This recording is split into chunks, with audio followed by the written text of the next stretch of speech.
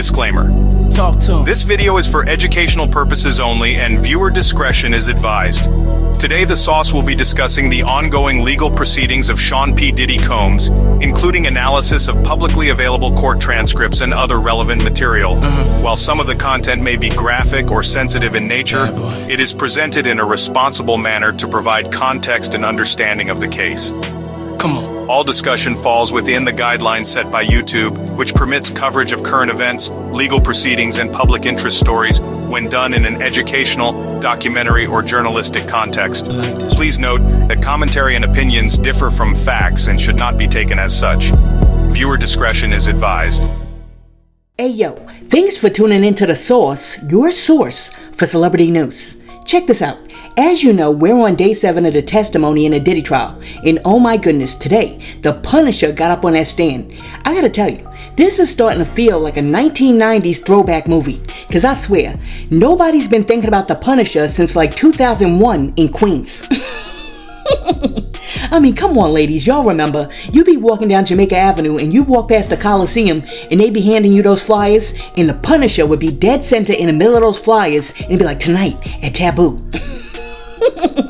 Oh my goodness, this trial is taking me back. And all of my ladies from New York know exactly what I'm saying.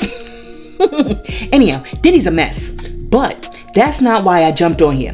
I jumped on here because I've been going through all of the trial transcripts and I found something very interesting. And if what I found is correct, Diddy is definitely going to jail. And it's not because of anything Cassie said or something that Dawn Richard said or something that Kerry Morgan said. It's actually something that his own defense team may have said on the first day of trial.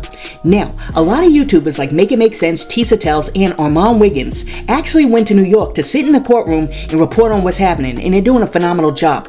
But most people who are not in the courtroom right now are actually getting their information from a court reporter who's sitting inside of the courtroom from the inner city press, who's over there tweeting out what's going on in real time. And I must say, he's doing a fantastic job too. But here's the thing, when I'm reporting on a story, I never ever rely on one source. So what I started doing was looking at transcripts from multiple sources. And what I realized, to my amazement, is that no two transcripts are alike. For example, similar to the dude over there at Inner City Press, the Law and Crime Network has published their own transcripts. And let me tell you something, if in fact the transcripts that the Law and Crime Network have published are correct, Diddy's going to jail for life. And it's not because something that somebody else said, but instead it may be because of a big mistake that his own defense team made. Alright, so according to the Inner City Press, on day 1 of the trial, Terry Garagos got up and gave the opening statements for Diddy.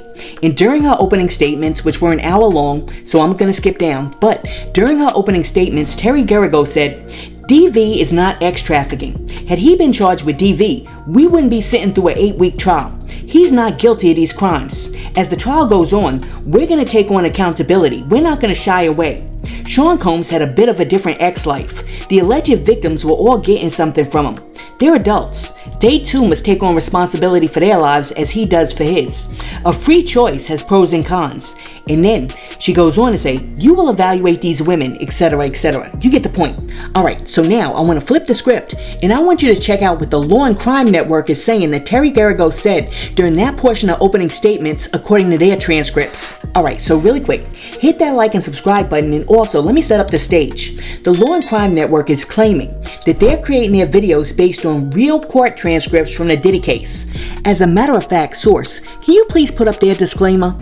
Their videos start by saying, the following video is produced by Law and Crime with AI generated content using real court transcripts from the Sean Combs trial. So listen closely, peep all of the differences and discrepancies in the different transcripts, and then I'm gonna jump back on here and tell you why this is really important. I want to tell you now, there may be one point, there may be multiple points at this trial where you think, I think he is a jerk and I think he's kind of mean. But he is not charged with being mean. He is not charged with being a jerk. He's charged with running a racketeering enterprise. And though there was violence that you were going to hear about, you already have, that violence is not part of any RICO. That violence is not connected to sex trafficking, and that violence is not prostitution. There was a name in criminal law for the violence we will hear about and we will see at this trial. It is called domestic violence. It is called assault. Domestic violence is a very serious matter. I want to say that now. It is a bad, illegal problem, and it is something that the law addresses. We take full responsibility that there was domestic violence in this case. Domestic violence is not sex trafficking. I want to say it again. Domestic violence is not sex trafficking. Had he been charged with domestic violence, had he been charged with assault, we would not be here right now. We would not be sitting through an 8-week trial. However, he has been charged with different crimes. Sex trafficking, prostitution, racketeering. These are federal crimes with their different statutes. They charge different elements, and he simply is not guilty of those crimes. One of the central themes of my statements to you will be personal accountability and personal responsibility.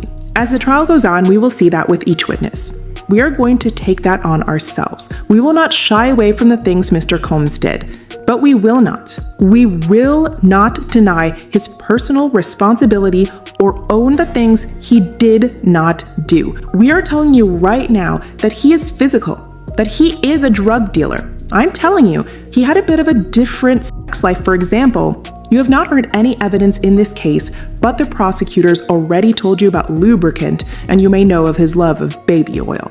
Okay, so you see how there are major differences in these transcripts? It seems like the dude over there at Inner City Press might be sort of like shorthanding it because he's tweeting stuff out. But the Law and Crime Network is claiming that the transcripts that they have are real.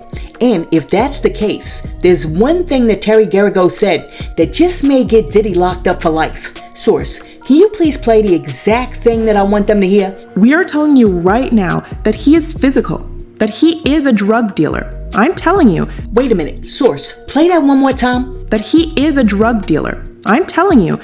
That he is a drug dealer.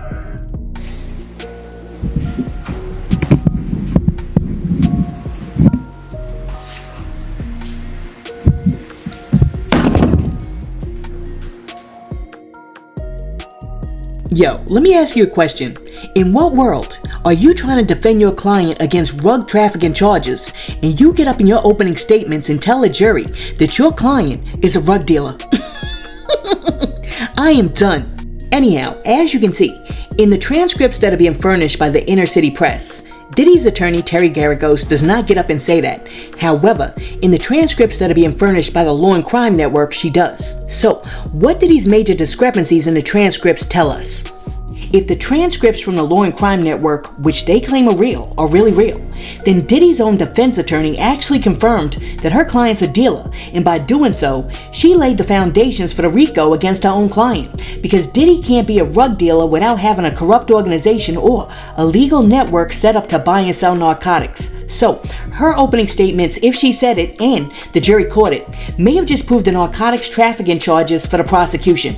Which means that instead of having to prove 2 charges, the prosecution would only have to prove 1, and that could be any one of the following: arson via blowing up Kid Cudi's car, bribery by offering the security personnel money for the Cassie hotel tape, witness tampering, which if you remember is the reason why the judge wouldn't grant him bail in the first place, forced labor, which his chef, who settled out of court, is getting ready to get up on that stand and testify to this week, prostitution and transportation, which all of the escorts have confirmed. Or, and this is a really big or that I need y'all to pay attention to because this is like vital information.